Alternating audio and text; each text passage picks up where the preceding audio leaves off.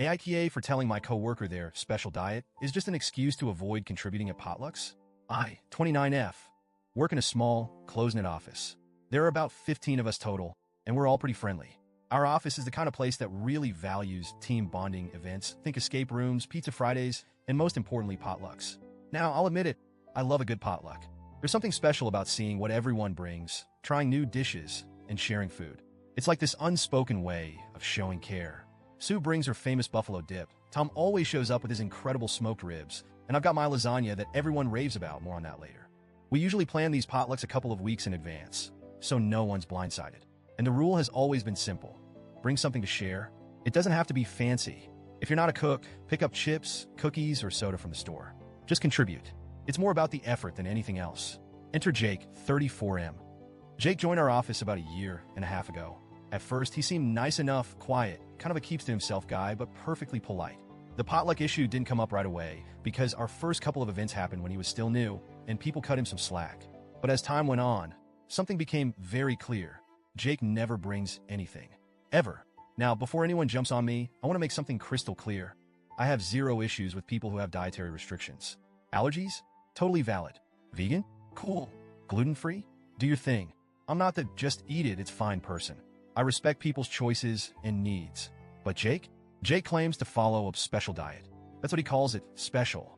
He's never explained what it is. Not once. At every potluck, when people ask what he brought, he gives this vague shrug and says, "Oh, I have a special diet, so I can't really contribute." Sometimes he adds something like, "It's hard to find foods I can eat," but here's the kicker. He eats everyone else's food. And not like, "Oh, I'll just have a little salad or some fruit," kind of eating. No. Jake goes all in.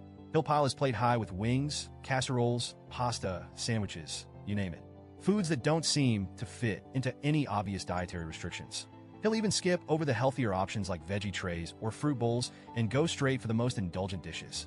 I started noticing this pattern pretty early on, and it bugged me. I tried to give him the benefit of the doubt at first. Maybe he's shy about his health? Maybe it's an anxiety thing? But it's been a year and a half, and at this point, it feels less like a special diet and more like a special excuse. Last week, we had our quarterly potluck, and I decided to go all out. I made my lasagna, both a classic meat version and a vegetarian one, because a couple of coworkers don't eat meat. I don't want to toot my own horn, but I perfected this recipe over years. It's one of those dishes that people ask for at every event. I stayed up late the night before prepping it, layering the noodles, sauce, and cheese, and I felt good about it. I even packed the trays in cute thermal bags to keep them warm. The day of the potluck, the break room was buzzing with energy. Sue brought her buffalo dip, Tom had his ribs, and someone else picked up a giant Costco cake. Everyone was chatting and complimenting each other's dishes as we set up the food table. Then in walks Jake, empty-handed. At this point, I knew it was coming, but I still felt that familiar irritation bubble up. Jake strolled over to the table, looked around, and said his classic line, "Oh wow, everything looks great. I'll see what fits my diet." I watched as he picked up a plate and went straight for my lasagna. Both trays. Now, I'm not exaggerating when I say he took a huge portion. Like the kind of portion that makes you wince because you know someone else isn't going to get a chance to try it. I stood there watching him, and something inside me just snapped. I said, "Jake, if you can eat all this food, your special diet doesn't seem like much of a restriction. It just seems like an excuse not to bring anything." The room went dead silent. You know that feeling when you realize you've just said the thing everyone was secretly thinking? Yeah, that. Jake froze mid-bite. His face turned red, and he mumbled, I didn't have time to cook." I shot back, "That's fine, but you could have picked up something simple. Chips? Soda? It's not about the cooking. It's about contributing." He didn't say anything after that. He just put his plate down, muttered, "I think I'm going to head out," and left the room. The break room was awkward after that. A couple of people whispered, but no one outright said anything for a while. I felt this weird mix of satisfaction and guilt. I said what I said, and I meant it, but I also didn't want to humiliate the guy. Later in the day, a couple of coworkers came up to me. One of them, Megan, said, "I think you were a little harsh. You could have pulled him aside instead of calling him out in front of everyone." Fair point. I probably could have handled it better. But then others, like Tom and Sue, quietly told me they were glad I said something. Apparently, I wasn't the only one who'd noticed Jake's freeloading. Tom even joked, "I've been wondering if his special diet was just free food only." Still, I couldn't shake the guilt. I didn't want to be the office bully. I wasn't trying to make Jake feel small. I just wanted him to realize how unfair it is for him to take advantage of everyone else's efforts. The thing is, Jake's excuse, "I didn't have time to cook," just doesn't sit right with me. These potlucks are planned weeks in advance. Everyone else, even the busiest people in the office, manages to bring something.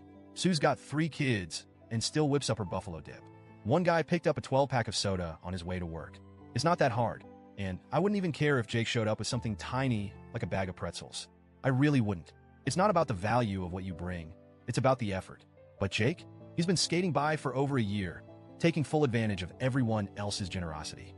And yeah, maybe I shouldn't have snapped at him publicly, but I honestly feel like he needed to hear it. The office has been a little weird since then. Jake didn't show up for the last couple of days, and I've been wondering if I owe him an apology. On one hand, I think I could have handled the situation more tactfully. I'm not proud of embarrassing him. But on the other hand, I stand by what I said. Potlucks are about sharing, and it's not fair for one person to take without giving. It's basic courtesy. So, Reddit, AITA for calling out Jake in front of everyone? Should I have spoken to him privately instead? Or was I justified in saying something, given how long this has been going on?